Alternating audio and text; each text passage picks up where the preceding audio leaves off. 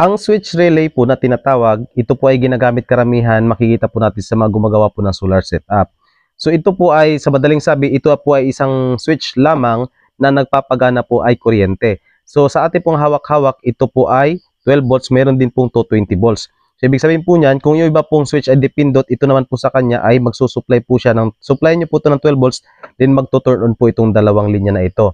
So karamihan po ito ginagamit sa inverter, sa low voltage disconnection. So puputulin yung isang linya ng inverter tulad niyan, halimbawa positive yung puputulin, then itatap siya dito.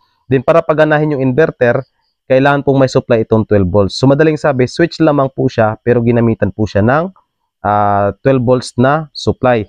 At ito guys, maximum power niya po kayang ipadaan po dito sa dalawang contact po na ito ay 1,200 watts.